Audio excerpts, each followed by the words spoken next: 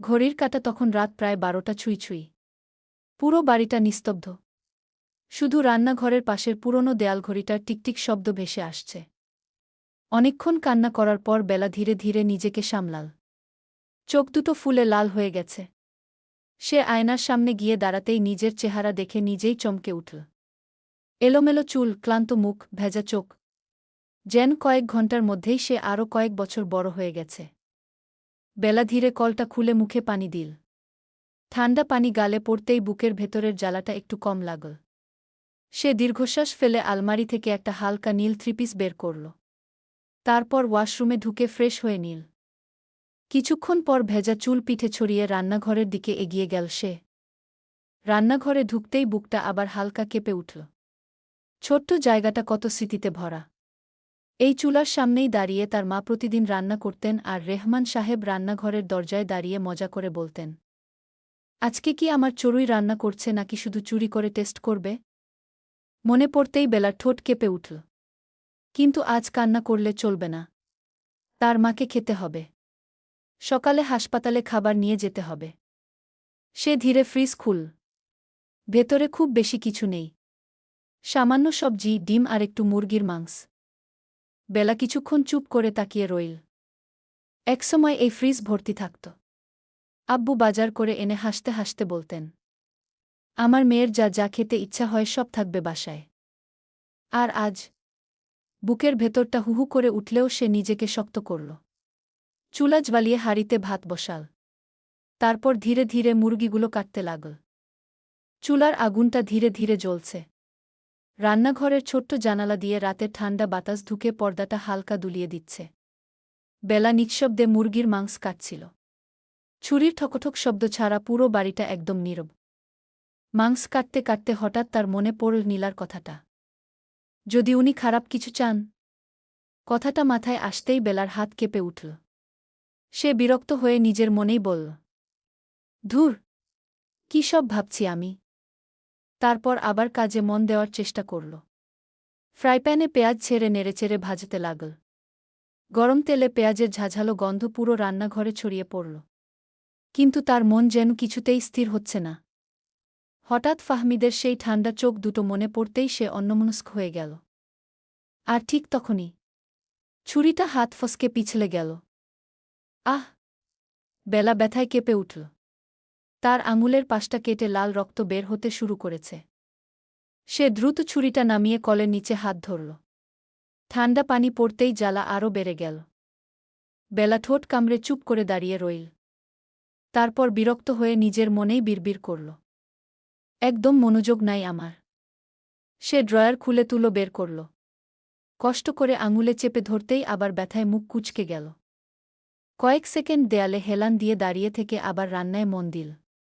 কারণ রাত যতই হোক, সকাল হলে হাসপাতালের জন্য খাবার তো তৈরি করতেই হবে। অন্যদিকে রাত যত গভীর হচ্ছিল ফাহমিদ মির্জার রুমের পরিবেশ তত ভারী হয়ে উঠছিল। ঘরের আলো খুব কম। বার কাউন্টারের পাশে রাখা ছোট্ট ল্যাম্পের সোনালি আলো এসে পড়ছে কালো রকিং চেয়ারে বসে থাকা মানুষটার উপর। এক হাতে ক্রিস্টালের গ্লাস, অন্য হাতে জ্বলন্ত সিগারেট। ধোঁয়াগুলো ধীরে ধীরে অন্ধকারে মিশে যাচ্ছে। ফাহমিদ চুপচাপ বসে আছে। বাইরে থেকে দেখলে মনে হবে মানুষটা নিশ্চিন্তে রাত কাটাচ্ছে। কিন্তু জ্যাক জানে, এই নীরবতার আড়ালেই সবচেয়ে বিপজ্জনক চিন্তাগুলো জন্ম নেয়। রকিং চেয়ারটা ধীরে ধীরে দুলছে। ফাহমিদের মাথার ভেতর তখন শুধু একটাই মুখ ঘুরছে। বেলা। মেয়েটার কান্নাভেজা চোখ, কাপা গলা, অসহায় মুখ, সবকিছু অদ্ভুতভাবে তার মাথায় গেঁথে গেছে। আর সবচেয়ে বেশি যেটা তাকে আগ্রহী করছে সেটা হলো বেলার ভাঙতে না চাওয়া জেদ। মানুষের ভয় দেখতে ফাহমিদের ভালো লাগে। আর সেই ভয় ধীরে ধীরে ভেতর থেকে কাউকে বদলে দিতে দেখাটা তার কাছে এক ধরনের খেলা। সে গ্লাসে ধীরে চুমুক দিল। বরফের টুকরোগুলো ঠান্ডা শব্দ করে উঠল। রুমের এক পাশে দাঁড়িয়ে থাকা জ্যাক কিছুক্ষণ চুপচাপ তার বসকে দেখছিল। বহু বছর ধরে সে ফাহমিদের সঙ্গে আছে। তাই মানুষটার চোখ দেখেই বুঝতে পারে কখন তার মাথায় নতুন কোনো প্ল্যান চলছে। আজও তার ব্যতিক্রম না। জ্যাক অবশেষে নিচু গলায় বলল, সুইজারল্যান্ডের টিকিট ক্যান্সেল করলেন কেন বস? ফাহমিদ সঙ্গে সঙ্গে উত্তর দিল না। কয়েক সেকেন্ড চুপ থেকে ধীরে ধীরে সিগারেটের ধোঁয়া ছাড়ল। তারপর ঠান্ডা গলায় বলল, কারণ এখানে এখন বেশি ইন্টারেস্টিং কিছু শুরু হতে যাচ্ছে। জ্যাক ভ্রু কুঁচকে তাকাল। ফাহমিদ এবার উঠে দাঁড়াল। ধীর পায়ে জানালার সামনে গিয়ে থামল। নিচে শহরের আলো জ্বলছে, কিন্তু তার চোখে তখন অন্য অন্ধকার। সে খুব শান্ত স্বরে বলল, মানুষকে নিয়ন্ত্রণ করতে শক্তি লাগে না, জ্যাক। লাগে তার দুর্বল জায়গাটা খুঁজে বের করার ক্ষমতা। তার ঠোঁটের কোণে ধীরে ধীরে হালকা হাসি ফুটে উঠল। আর বেলার সবচেয়ে বড় দুর্বলতা, তার বাবা। ঘরের বাতাসটা যেন আরও ঠান্ডা হয়ে গেল। ফাহমিদের চোখে তখন অদ্ভুত স্থিরতা। যেন সে আগেই জানে শেষ পর্যন্ত কি হতে চলেছে। কারণ ফাহমিদ মির্জা খেলায় সে কখনো তাড়াহুড়ো করে না। সে ধীরে ধীরে মানুষকে এমন জায়গায় নিয়ে যায় যেখান থেকে ফিরে আসার রাস্তা আর খোলা থাকে না। ঘরের ভারী পরিবেশটা কয়েক সেকেন্ড নীরব থাকল। জানালার সামনে দাঁড়িয়ে থাকা ফাহমিদ ধীরে ধীরে গ্লাসে চুমুক দিল। নিচে শহরের আলো জ্বলছে, কিন্তু তার চোখে তখনও ঠান্ডা অন্ধকার। ঠিক তখনই জ্যাক গলা পরিষ্কার করল, বস, আপনাকে একটা কথা বলার ছিল। ফাহমিদ বিরক্ত না হয়েই বলল, বল। জ্যাক কয়েক সেকেন্ড ইতস্তত করে দাঁড়িয়ে রইল। তারপর নিচু গলায় বলল, দাদাভাই কাল বাংলাদেশে আসতেছে। কথাটা শুনে ফাহমিদের মুখের ভাব মুহূর্তেই বদলে গেল। সে ধীরে ধীরে চোখ বন্ধ করল। তারপর এমন একটা দীর্ঘশ্বাস ফেল, যেন পৃথিবীর সবচেয়ে বড় বিপদের খবর শুনেছে। অসিত এই সময় দাদাভাইরে আসতে হইল। জ্যাক ঠোঁট কামড়ে হাসি আটকানোর চেষ্টা করল। ফাহমিদ এবার ঘুরে তার দিকে তাকাল। এখন ২৪ ঘণ্টা আমার মাথার উপর বিয়ে কর, ঘর বাঁধ, বংশ চালা, গিয়ে এই লেকচার চলবে। জ্যাক আর ধরে রাখতে না পেরে হালকা হেসে ফেল। দাদাভাই তো আপনাকে অনেক ভালোবাসে, বস। ওই ভালোবাসার জন্যই আমি শান্তিতে বাঁচি না। ফাহমিদ বিরক্ত মুখে আবার রকিং চেয়ারে গিয়ে বসল। গ্লাসটা টেবিলে রেখে কপালে হাত ঠেকাল। গতবার আসার পর কি করছিল মনে আছে? জ্যাক মাথা নিচু করে বলল, ৩ দিন ধরে দেশের সবচেয়ে বড় বড় ব্যবসায়ীর মেয়েদের ছবি দেখাইছিল। ফাহমিদ শুকনো হাসল।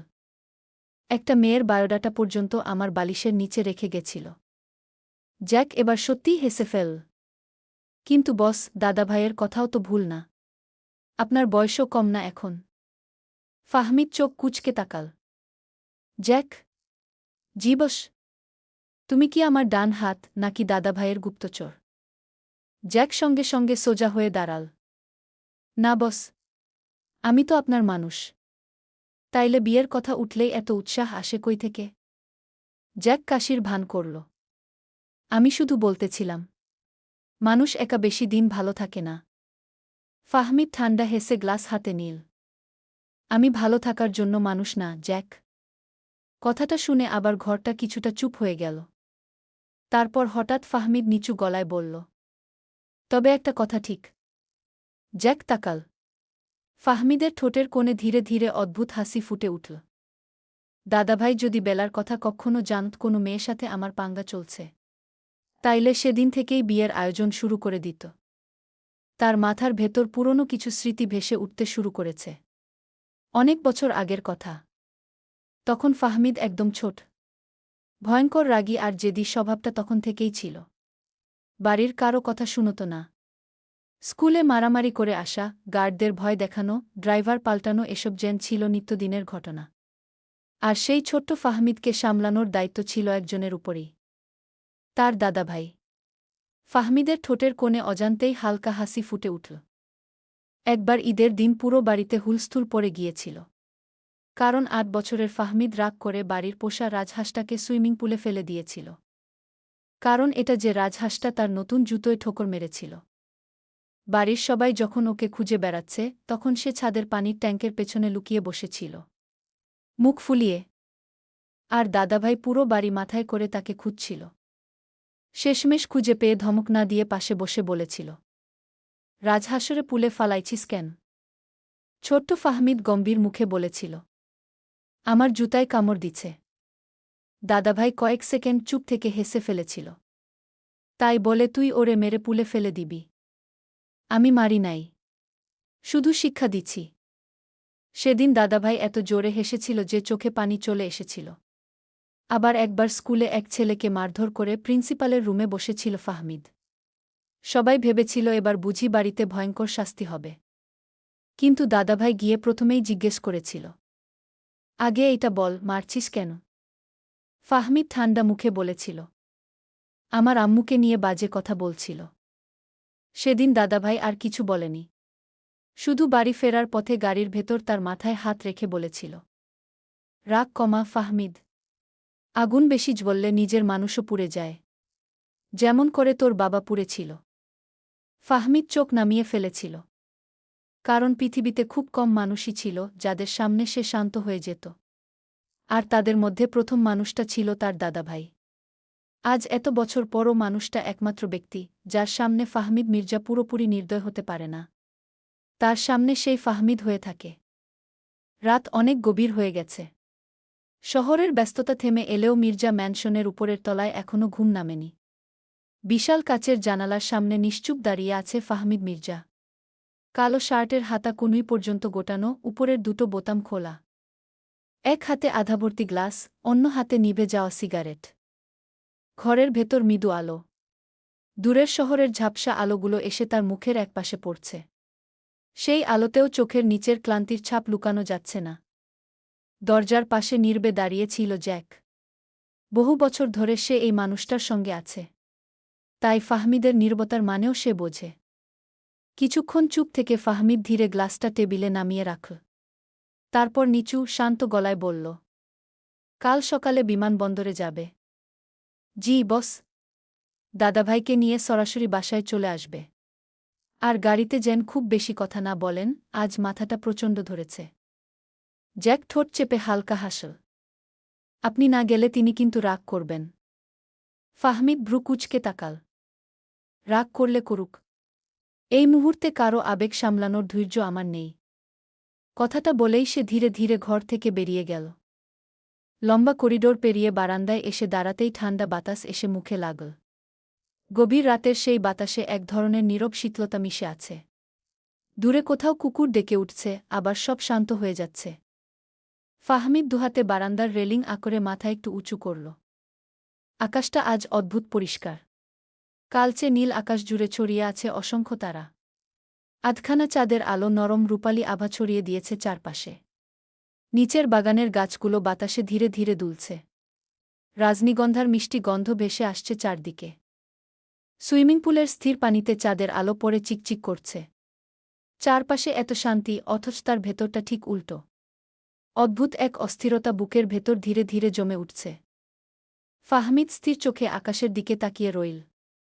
ছোটবেলায় ঘুম না এলে সে প্রায়ই নানা ভাইয়ের পাশে এসে দাঁড়াত। তখন বৃদ্ধ মানুষটা মাথায় হাত বুলিয়ে বলতেন, মানুষের জীবন আকাশের মতো ফাহমিদ। কখনো ঝড় হয়, কখনো তারা জ্বলে, কিন্তু আকাশ কখনো থেমে থাকে না। কথাগুলো মনে পড়তেই ফাহমিদের ঠোঁটের কোণে অজান্তেই হালকা হাসি ফুটে উঠল। পৃথিবীতে খুব কম মানুষ আছে যাদের সামনে সে নিজের কঠিন মুখোশ খুলে রাখতে পারে। তার দাদাভাই সেই মানুষগুলোর একজন। কিন্তু পরের মুহূর্তেই সেই হাসি মিলিয়ে গেল। হঠাৎ বেলার ভেজা চোখ দুটো তার মনে ভেসে উঠল। ফাহমিদের দৃষ্টি ধীরে ধীরে আরও গভীর হয়ে উঠল। রাতের ঠান্ডা বাতাসেও তার চোখের অন্ধকার একটুও নরম হল না। বরং মনে হচ্ছিল এই নীরব রাতের আড়ালেই অদৃশ্যভাবে শুরু হয়ে গেছে এক বিপজ্জনক খেলা। ফাহমিদ কিছুক্ষণ নিশ্চুপ দাঁড়িয়ে রইল। দূরের আকাশে একটা তারা হঠাৎ ছুটে গেল, কিন্তু তার চোখে কোনো বিস্ময় ফুটল না। বুকের ভেতরের ভারটা যেন আরও গভীর হয়ে বসে আছে। সে ধীরে পকেট থেকে ফোন বের করল। স্ক্রিন জ্বলে উঠতেই কয়েকটা মিসড কল ভেসে উঠল। সবগুলো একই নাম, রায়হান শেখু। ফাহমিদের চোখ মুহূর্তেই ঠান্ডা হয়ে গেল। চোয়াল শক্ত করে কয়েক সেকেন্ড স্ক্রিনের দিকে তাকিয়ে থেকে কল ব্যাক করল। দুইবার রিং হতেই ওপাশ থেকে কর্কশ হাসির শব্দ ভেসে এল। অবশেষে মহান ফাহমিদ মির্জার সময় হল। ফাহমিদের কণ্ঠ শান্ত, ভয়ঙ্কর শান্ত। যা বলার সংক্ষেপে বল। ওপাশে আবার হাসি। তোর এই শান্ত গলাটাই আমার সবচেয়ে অপছন্দ। কারণ তুই যত শান্ত থাকিস, বুঝতে হয় কারো কপালে বিপদ আছে। ফাহমিদ বারান্দার রেলিংয়ে হেলান দিল। তুই কি নিজের কপালের কথাই বলছিস নাকি? কিছুক্ষণ নীরবতা। তারপর রায়হানের গলা একটু বদলে গেল। কাল রাতের চালানটা কোথায়? নিরাপদ জায়গায়। আমি কিন্তু খেলতে পছন্দ করি না, মির্জা। আমিও না। তাই ধৈর্য শেষ হওয়ার আগেই ফোন কাট। ওপাশে কয়েক সেকেন্ড নীরবতা নেমে এলো। শুধু ক্ষীণ নিঃশ্বাসের শব্দ ভেসে আসছে। তারপর রায়হান নিচু স্বরে হেসে উঠল। সেই হাসির ভেতরে কেমন যেন বিষ মেশানো বিদ্রুপ। ধৈর্য? তোর মুখে এই কথাটা শুনতে মজাই লাগে, ফাহমিদ। একসময় তুই নিজেই মানুষকে সময় দিতি না। ভুল করলে সরাসরি শাস্তি দিতি। এখন দেখছি অনেক কিছু বদলে গেছে। ফাহমিদের চোখ ধীরে সরু হয়ে এল। রাতের নরম বাতাসেও তার চারপাশে যেন অদৃশ্য উত্তাপ জমে উঠল। মানুষ বদলায়, রায়হান। কিন্তু কিছু জিনিস কখনো বদলায় না। বিশ্বাসঘাতকদের প্রতি আমার ঘৃণার মতো। কথাটা শুনে ওপাশে হালকা চাপা হাসি শোনা গেল। বিশ্বাসঘাতকতা? বড় বড় কথা বলিস না। এই অন্ধকার দুনিয়ায় আমরা কেউ সাধু না। তুইও না, আমিও না। ফাহমিদ ধীরে মাথা নিচু করল। আঙুলের ফাঁকে ধরা নিভে যাওয়া সিগারেটটা মুঠোর ভেতর চেপে ভেঙে ফেল। ঘুরিয়ে পেঁচিয়ে কথা বলার অভ্যাসটা এখনও গেল না দেখছি। যা বলার পরিষ্কার করে বল। রায়হানের কণ্ঠ এবার ঠান্ডা হয়ে গেল। চালানটা আমার চাই। আর সেটা যদি আগামী ২৪ ঘণ্টার মধ্যে না পাই, তাহলে তোর অনেক প্রিয় কিছু হারিয়ে যেতে পারে। ফাহমিদের চোয়াল শক্ত হয়ে উঠল। তার চোখের সামনে আবার ভেসে উঠল বেলার কাজতে থাকা মুখটা। ভেজা চোখ, কাঁপতে থাকা ঠোঁট, ভয় মেশানো অসহায় দৃষ্টি। এক মুহূর্তের জন্য তার বুকের ভেতর অদ্ভুত এক অস্থিরতা ছড়িয়ে পড়ল। কিন্তু পরের মুহূর্তেই সেই অনুভূতিকে বরফের মতো ঠান্ডা কঠোরতা ঢেকে দিল। আমাকে হুমকি দেওয়ার আগে একটা কথা মনে রাখিস, রায়হান। ফাহমিদের গলা এবার ধীর কিন্তু ভয়ঙ্কর ভারী। আমি যখন চুপ থাকি তখন মানুষ ভুলে যায় আমি কতটা ভয়ঙ্কর হতে পারি। ওপাশে কিছুক্ষণ কোনো শব্দ নেই। যেন রায়হানও কয়েক সেকেন্ডের জন্য থেমে গেছে। তারপর ধীরে ধীরে কলটা কেটে গেল। ভোরের প্রথম আলো ধীরে ধীরে শহরের আকাশ ছুঁয়ে ছড়িয়ে পড়ছে। রাতের কালচে অন্ধকার সরে গিয়ে চারপাশে নরম সোনালি আভা নেমে এসেছে। পূর্ব দিকের আকাশে হালকা কমলা আর ফিকে গোলাপি রং মিশে এক অপার্থিব সৌন্দর্য তৈরি করেছে। দূরের উঁচু বিল্ডিংগুলোর কাছে সকালের আলো পড়ে চিকচিক করছে। রাতভর জমে থাকা শিশিরে ভেজা গাছের পাতাগুলো বাতাসে দুলে দুলে ঝিলমিল করছে। রাস্তার পাশে চায়ের দোকানগুলো ধীরে ধীরে খুলতে শুরু করেছে। কেটলির ভেতর ফুটন্ত পানির শব্দ আর চায়ের গন্ধ বাতাসে মিশে আছে। কোথাও রিকশার টুংটাং বেল, কোথাও আবার সবজি বিক্রেতার হাঁক শোনা যাচ্ছে। মসজিদ থেকে ভেসে আসা ফজরের আজানের শেষ ধ্বনি যেন এখনও বাতাসে রয়ে গেছে। সকালের বাতাসে এক ধরনের নির্মল শীতলতা আছে যা রাতের ক্লান্তি ধুয়ে দিতে পারে। অন্যদিকে শহরের এক কোণে ছোট্ট অ্যাপার্টমেন্টের জানালার পর্দা ভেদ করে সূর্যের আলো এসে পড়েছে বেলার মুখে। ঘুমের মধ্যেও তার কপালে চিন্তার ছাপ স্পষ্ট। কয়েক মুহূর্ত পর ধীরে ধীরে চোখ খুলল সে। কিছুক্ষণ ছাদের দিকে তাকিয়ে রইল। তারপর হঠাৎ বাবার কথা মনে পড়তেই তড়িঘড়ি করে উঠে বসল। ঘরের ভেতর নিস্তব্ধতা। দেয়ালের ঘড়িতে সকাল ৮টা বাজে। পাশের টেবিলে অর্ধেক ভরা পানির গ্লাস আর কিছু ওষুধ পড়ে আছে। জানালার বাইরে কয়েকটা পাখি ডানা ঝাপটাচ্ছে। দূরে কোনো বাসার ছাদে শুকাতে দেওয়া কাপড় বাতাসে উড়ছে। বেলা ধীরে বিছানা থেকে নেমে ওয়াশরুমে গেল। ঠান্ডা পানি মুখে পড়তেই একটু কেঁপে উঠল। আয়নায় নিজের ফ্যাকাশে মুখটা দেখে বুকের ভেতরটা হঠাৎ মোচড় দিয়ে উঠল। কয়েকদিনের দুশ্চিন্তায় চোখের নিচে হালকা কালি পড়ে গেছে। তবুও নিজেকে সামলে দ্রুত তৈরি হতে লাগল সে। হালকা আকাশি রঙের সালোয়ার কামিজ পরল। চুলগুলো হাত খোপা করতে করতে রান্নাঘরের দিকে গেল। ৫টায় উঠে নামাজ পড়ার পর কখন যে আবার চোখ লেগে এলো পরে আর খবর নেই। মূলত তাড়াহুড়া করছে কারণ সে সিদ্ধান্ত নিয়েছে আজ সে মির্জা ম্যানশনে যাবে। রান্নাঘরে ঢুকতেই বেলা গভীর নিঃশ্বাস ফেল। ছোট্ট কিন্তু পরিপাটি জায়গাটা আজ কেমন ফাঁকা লাগছে। তবুও নিজেকে সামলে চুলার সামনে দাঁড়াল সে। প্রথমে বাবার জন্য স্যুপ বসাল। পাতিলে সামান্য মাখন গলিয়ে তার মধ্যে আদার রসুন কুচি দিল। মুহূর্তেই গরম গন্ধ চারপাশে ছড়িয়ে পড়ল। তারপর মুরগির ছোট ছোট টুকরো, গাজর আর একটু গোলমরিচ দিয়ে ধীরে ধীরে নাড়তে লাগল। ফুটন্ত স্যুপের ধোঁয়া রান্নাঘরের কাছে হালকা কুয়াশার মতো জমে উঠছে। বাবা হাসপাতালে ভর্তি হওয়ার পর থেকে এই স্যুপটাই সবচেয়ে বেশি খেতে পারেন। ডাক্তারও হালকা খাবার খেতে বলেছেন। তাই যত ক্লান্তিই লাগুক বেলা প্রতিদিন নিজ হাতে এটা বানায়। স্যুপটা অল্প আঁচে রেখে সে নিজের আর মায়ের জন্য নাস্তা তৈরি করতে লাগল। একপাশে আলু কুচি করে কড়াইতে ভাজতে দিল। পেঁয়াজ, কাঁচামরিচ আর সামান্য ধনেপাতা মেশাতেই পুরো রান্নাঘর ভরে গেল মশলার দারুণ গন্ধে। অন্যদিকে তাওয়ায় পরোটা সেঁকতে লাগল সে। গরম তেলে পরোটা ফুলে উঠতেই খসখসে শব্দ হচ্ছে প্রচুর। রান্না শেষ করে বেলা টেবিলে সবকিছু সুন্দর করে গুছিয়ে রাখল। তারপর ফ্রেশ হয়ে সাদা বোরকা পরে নিজেকে পরিপাটি করে নিল। তারপর হসপিটালের উদ্দেশ্যে বেরিয়ে পড়ল। সকালের নরম রোদ তখন পুরো শহর জুড়ে ছড়িয়ে পড়েছে। রাস্তার ভিড়ও ধীরে ধীরে বাড়ছে। বেলা ব্যাগটা শক্ত করে ধরে রিকশায় বসে আছে। সাদা বোরকার আড়ালে মুখটা শান্ত দেখালেও বুকের ভেতরটা অদ্ভুতভাবে কাঁপছে। রিকশার চাকায় জমে থাকা পানির ছিটা উড়ে রাস্তার ধুলো মিশে যাচ্ছে। চারপাশে মানুষের ব্যস্ততা, কেউ অফিসে যাচ্ছে, কেউ দোকান খুলছে, কেউ আবার রাস্তার পাশে দাঁড়িয়ে চা খাচ্ছে। অথচ বেলার মনে হচ্ছে পুরো পৃথিবীটা যেন তার থেকে আলাদা। তার মাথায় শুধু একটাই চিন্তা, তার বাবা। আর সেই সঙ্গে অজান্তেই আরেকটা মুখ বারবার ভেসে উঠছে, ফাহমিদ মির্জা। বেলা বিরক্ত হয়ে চোখ বন্ধ করল। নিজেকেই ধমক দিল মনে মনে। কেন বারবার ওই মানুষটার কথা মনে পড়ছে? কিন্তু উত্তর সে নিজেও জানে না। হাসপাতালের সামনে পৌঁছাতেই সে দ্রুত ভাড়া মিটিয়ে ভেতরে ঢুকে গেল। করিডোরে সেই চেনা ওষুধের গন্ধ, রোগীদের আনাগোনা, সাদা আলোয় ঢাকা নিস্তব্ধ পরিবেশ। কোথাও নার্সের তাড়াহুড়ো পায়ের শব্দ, কোথাও রোগীর স্বজনদের নিচু গলার কথা। বেলা সোজা বাবার কেবিনের দিকে এগিয়ে গেল।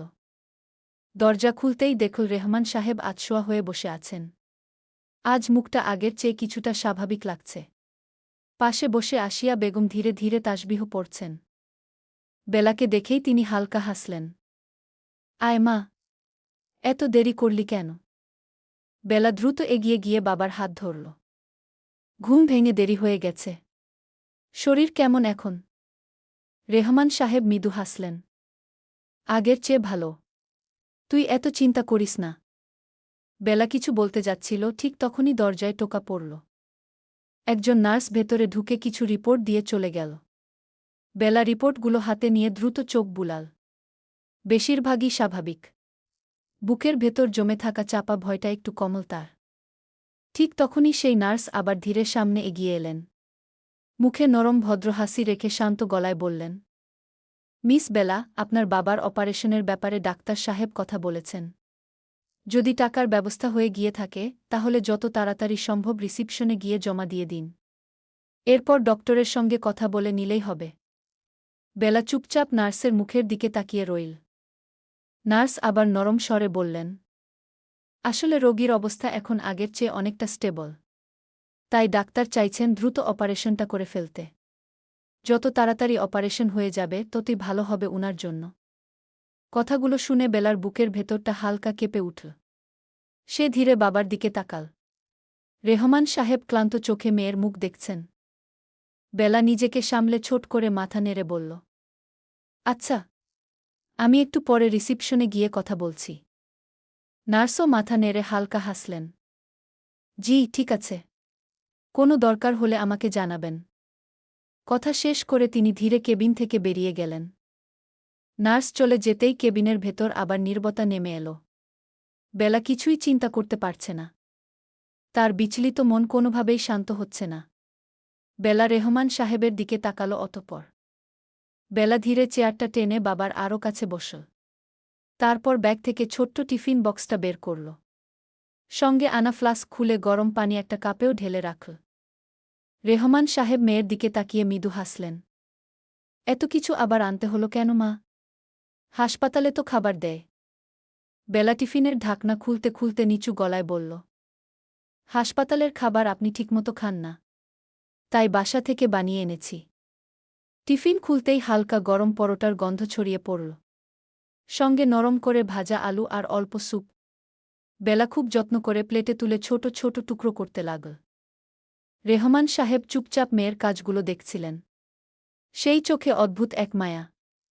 যেন অনেকদিন পর মেয়েকে এভাবে কাছে পেয়ে বুকটা ভরে গেছে তার। বেলা এক টুকরো পরোটা হাতে তুলে বাবার দিকে বাড়িয়ে দিল। নিন, একটু খান। সকালে কিছুই খাননি। রেহমান সাহেব ধীরে খাবারটা মুখে নিলেন। তারপর হালকা দীর্ঘশ্বাস ফেলে বললেন, ছোটবেলায় তুই খেতে না চাইলে আমি কত গল্প বলে খাওয়াতাম মনে আছে? বেলার হাত থেমে গেল। চোখের কোণে হালকা হাসি ফুটল। মনে আছে? আপনি না খাওয়ালে আমি তো প্লেট নিয়েই পালিয়ে যেতাম। রেহমান সাহেব আস্তে হেসে উঠলেন। সেই হাসির ভেতর ক্লান্তি থাকলেও একরাশ স্নেহ মিশে আছে। আর এখন দেখ, আমার মেয়েই আমাকে খাইয়ে দিচ্ছে। সময় কত তাড়াতাড়ি বদলে যায় না মা? কথাটা শুনে বেলার বুকের ভেতরটা কেমন মোচড় দিয়ে উঠল। সে দ্রুত অন্যদিকে তাকাল, যেন চোখের ভেতরের জল কেউ দেখে না ফেলে। তারপর আবার নিজেকে সামলে বাবার হাতে পানির গ্লাস ধরিয়ে দিল। এত কথা বলবেন না, আগে পুরোটা শেষ করুন। রেহমান সাহেব পানি খেয়ে ধীরে মেয়ের হাতটা চেপে ধরলেন। আল্লাহ তোকে অনেক সুখে রাখুক মা। তুই না থাকলে আমি হয়তো এতদিন টিকতেই পারতাম না। বেলা সঙ্গে সঙ্গে মাথা নেড়ে উঠল। এসব কথা আর কখনো বলবেন না। আপনি পুরোপুরি সুস্থ হয়ে বাসায় ফিরবেন। তারপর আমি প্রতিদিন আপনার জন্য নিজের হাতে রান্না করব। রেহমান সাহেব কিছু বললেন না। শুধু ভেজা চোখে মেয়ের মুখের দিকে তাকিয়ে রইলেন।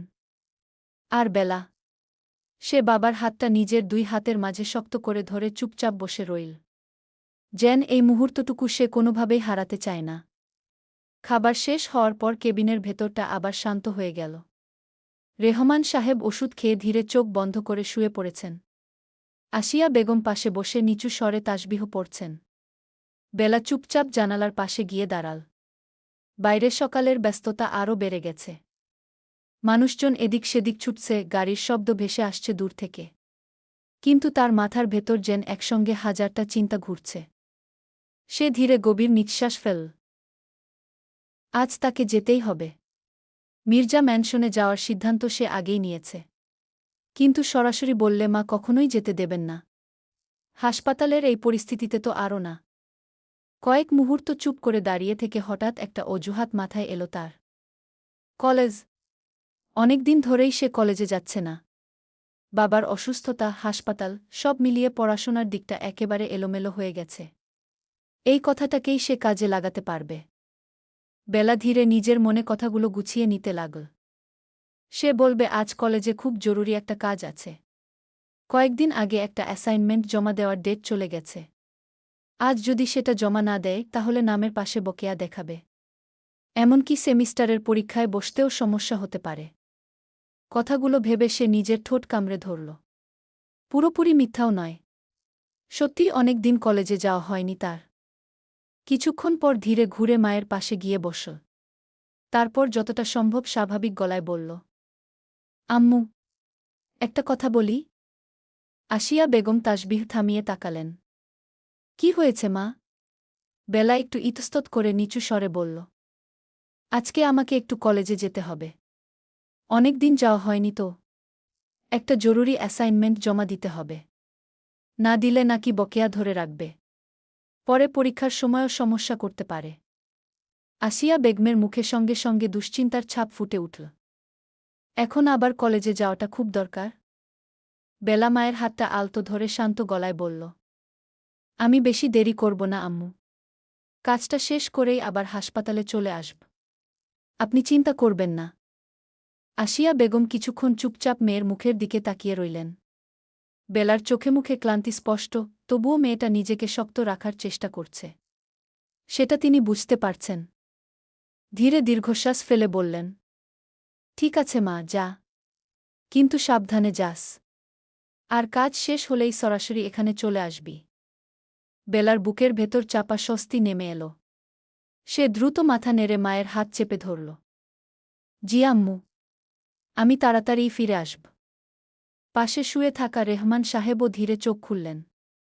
দুর্বল কণ্ঠে বললেন, বেশি ক্লান্ত হবি না মা। নিজের দিকেও একটু খেয়াল রাখিস। বেলার চোখ নরম হয়ে এলো। আপনি আগে সুস্থ হন। তারপর আমাকে যত খুশি বকা দিয়েন। রেহমান সাহেব হালকা হাসলেন।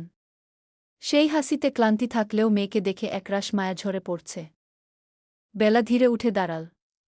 ব্যাগটা কাঁধে নিয়ে বোরকার ওড়নাটা ঠিক করল। তারপর শেষবারের মতো বাবার দিকে তাকাল। বুকের ভেতরটা কেমন হালকা কেঁপে উঠল তার। কেন যেন আজ অদ্ভুত অস্থির লাগছে।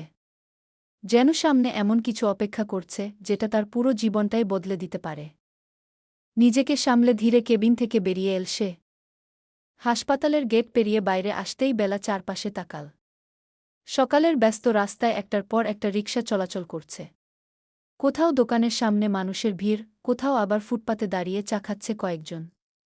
সে কয়েকবার চারপাশে তাকিয়ে নিচু গলায় বলল, রিকশা। তারপর ধীরে বলল, মির্জা ম্যানশন যাবেন? লোকটা মাথা নেড়ে সম্মতি দিল। বেলা আর কিছু না বলে ধীরে রিকশায় উঠে বসল। রিকশা ধীরে ধীরে সামনে এগোতে শুরু করল মির্জা ম্যানশনের উদ্দেশ্যে। অন্যদিকে মির্জা ম্যানশনের উপরের তলায় তখন সকালটা শুরু হয়েছে একেবারে ভিন্ন নীরবতায়। বিশাল কাচের জানালা ভেদ করে সোনালি রোদ ঘরের ভেতর ছড়িয়ে পড়েছে। হালকা ঠান্ডা বাতাসে সাদা পর্দাগুলো ধীরে দুলছে। ফাহমিদ মির্জা কিছুক্ষণ আগেই ঘুম থেকে উঠেছে। রাতভর না ঘুমানোর ক্লান্তি এখনও চোখে মুখে স্পষ্ট, তবুও তার ব্যক্তিত্বের কঠিন আভা একটুও কমেনি। ফ্রেশ হয়ে ওয়াশরুম থেকে বেরিয়ে সে আয়নার সামনে এসে দাঁড়াল। ভেজা চুলগুলো হাত দিয়ে পেছনে সরিয়ে ধীরে নিজের পরিচিত গেটআপটা পরে নিল। কালো ফুলহাতা শার্ট, হাতা কনুই পর্যন্ত গোটানো। সঙ্গে কালো ঘড়ি আর গা রঙের প্যান্ট। সবকিছুতেই এক ধরনের নিখুঁত পরিপাটি ভাব। তারপর ধীরে নিচে নেমে ডাইনিং টেবিলের সামনে এসে বসল ফাহমিদ। বিশাল টেবিল জুড়ে সুন্দর করে নাস্তা সাজানো। গরম কফির কাপ থেকে ধোয়া উঠছে, পাশে টোস্ট, অমলেট আর কিছু ফল রাখা। ফাহমিদ চুপচাপ কফির কাপ হাতে তুলে নিল। চোখে মুখে ক্লান্তি থাকলেও তার ভেতরের সেই ঠান্ডা ব্যক্তিত্বটা এখনও আগের মতোই শক্ত। ঠিক তখনই জ্যাক ধীরে ডাইনিং হলে ঢুকল। কয়েক সেকেন্ড ফাহমিদের দিকে তাকিয়ে থেকে নিচু গলায় বলল, বস, আমি আপনাকে কিছু বলতে চাই। ফাহমিদ কফিতে চুমুক দিতে দিতে ভ্রু কুঁচকে তাকাল। কি কথা? বস, আপনি যদি সাথে এয়ারপোর্টে যেতেন ভালো হতো। ফাহমিদ শান্ত গলায় বলল, তোকে কাল রাতেই বলেছি, তুই গিয়ে দাদাভাইকে নিয়ে আসবি। জ্যাক ঠোঁট চেপে হালকা নিঃশ্বাস ফেল। কিন্তু বস এতদিন পর ফিরছেন, আপনি না গেলে হয়তো খুব রাগ করবেন। ফাহমিদ কিছুক্ষণ চুপ করে রইল। তারপর ধীরে কাপটা টেবিলে নামিয়ে বলল, দাদাভাই রাগ করলে বলবি আমি ডিলারশিপ এর জন্য দূরে কোথাও মিটিংয়ে গিয়েছে। জ্যাক এবার একটু এগিয়ে এলো। রাগ করে যদি আমার সঙ্গে আসতেই না চান তখন আমি কি করব? ফাহমিদ হালকা বিরক্ত হয়ে চেয়ারে হেলান দিল। ছোটবেলা থেকে মানুষটা আমাকে যতটা আদর করেছে ঠিক ততটাই জেদিও। তাই জানি রাগ করলে উনি চুপচাপ থাকবেন, কিন্তু শেষ পর্যন্ত আসবেনই। জ্যাক আরও কিছু বলতে যাচ্ছিল, ঠোঁট নড়ল তার। কিন্তু তার আগেই ফাহমিদ ধীরে কফির কাপটা হাতে নিয়ে উপরে উঠতে লাগল। এয়ারপোর্টে যেতে দেরি করিস না। একবারও পেছনে না তাকিয়ে সোজা ডাইনিং হল থেকে বেরিয়ে গেল সে। জ্যাক চুপচাপ দাঁড়িয়ে রইল। বহু বছর ধরে ফাহমিদের সঙ্গে আছে। ফাহমিদের শিরা শিরা চেনা আছে। যেহেতু বলেছেন না সে যাবে না, তাহলে দুনিয়া দিক থেকে অধিক হলেও সে যাবে না। পরের মুহূর্তেই তার হাতে থাকা ফোনটি কেঁপে উঠল। স্ক্রিনে ভেসে উঠল একটা নাম। অজানা নাম্বার গু। অজানা নাম্বারটা স্ক্রিনে ভেসে উঠতেই ফাহমিদ কয়েক সেকেন্ড তাকিয়ে রইল। তারপর বিরক্ত হয়ে ফোনটা সাইলেন্ট করে পাশে ছুঁড়ে রাখল। এই মুহূর্তে কারো সঙ্গে কথা বলার ইচ্ছে নেই তার। ধীরে ধীরে হাঁটতে হাঁটতে সে নিজের রুমের বড় বেলকনির দিকে এগিয়ে গেল। কাচের দরজা ঠেলে বাইরে পা রাখতেই ঠান্ডা বাতাস এসে মুখে লাগল। নিচের বিশাল বাগানে সকালের রোদ পড়ে চিকচিক করছে। ফোয়ারার পানি ঝিলমিল করছে আলোয়। ফাহমিদ অন্যমনস্কভাবে নিচের গেটের দিকে তাকাল। আর পরের মুহূর্তেই তার ভ্রু ধীরে ওপরে উঠে গেল। গেটের সামনে দাঁড়িয়ে আছে বেলা। সাদা বোরকা পরা মেয়েটা দুই হাত নেড়ে কি যেন বুঝিয়ে বলছে, আর তার সামনে দাঁড়িয়ে থাকা দুজন বডিগার্ড একেবারে দিশেহারা চেহারা নিয়ে একে অন্যের মুখ দেখছে। ফাহমিদ কয়েক সেকেন্ড হতভম্ব হয়ে তাকিয়ে রইল। তারপর খুব ধীরে তার ঠোঁটের কোণে তীব্র শয়তানি হাসি ফুটে উঠল। নিচে তখন পুরো যুদ্ধের পরিস্থিতি। বেলার আগে ফুঁসছে, আমি শেষবারের মতো বলছি, আমাকে ভেতরে যেতে দিন। একজন বডিগার্ড কপালের ঘাম মুছতে মুছতে অসহায় গলায় বলল, ম্যাডাম, বসের অনুমতি ছাড়া কাউকে ঢুকতে দিতে পারব না। আমি কি চোর নাকি? না ম্যাডাম। কিন্তু তাহলে এমন আচরণ করছেন কেন? আরেকজন বডিগার্ড নিচু গলায় নিজের সাথীকেই বলল, ভাই, এই ম্যাডাম তো বসের চেয়েও ভয়ঙ্কর। বেলা সেটা শুনে আরও চোখ বড় বড় করে তাকাল। কি বললেন আপনি? লোকটা সঙ্গে সঙ্গে সোজা হয়ে দাঁড়িয়ে গেল। কিছু না ম্যাডাম। উপরে দাঁড়িয়ে পুরো দৃশ্যটা দেখছিল ফাহমিদ। অনেকদিন পর তার মুখে সত্যিকারের হাসির ছাপ ফুটল। সে রেলিংয়ে হেলান দিয়ে মজা নিয়ে নিচের নাটক দেখতে লাগল। বেলা এবার গেটের ভেতরে ঢোকার চেষ্টা করতেই একজন বডিগার্ড তাড়াহুড়ো করে সামনে এসে দাঁড়াল। Madam please. চাকরিটা চলে যাবে। বেলার আগে প্রায় কেঁপে উঠল। আপনাদের বসকে গিয়ে বলুন বেলা এসেছে। লোক দুটো এমন মুখ করল যেন নামটা শুনেই তাদের হার্টবিট বেড়ে গেছে। একজন কাপা গলায় বলল, বস তো কাউকে বিরক্ত করতে নিষেধ করে গেছেন। বেলা 2 হাত কোমরে রেখে বলল, খুব ভালো। তাহলে আজ আমি এখানেই দাঁড়িয়ে চিৎকার করব। পুরো এলাকা জড়ো হয়ে যাবে। এই কথা শুনে দুজন বডিগার্ডের মুখ একসঙ্গে ফ্যাকাশে হয়ে গেল। আর উপরে দাঁড়িয়ে থাকা ফাহমিদ, সে এবার আর হাসি চাপতে পারল না। নিচু স্বরে হেসে মাথা নেড়ে বলল, অসম্ভব মেয়ে একটা। বেলানুর, লেখিকা মিফতা আনাম। পর্ব 5।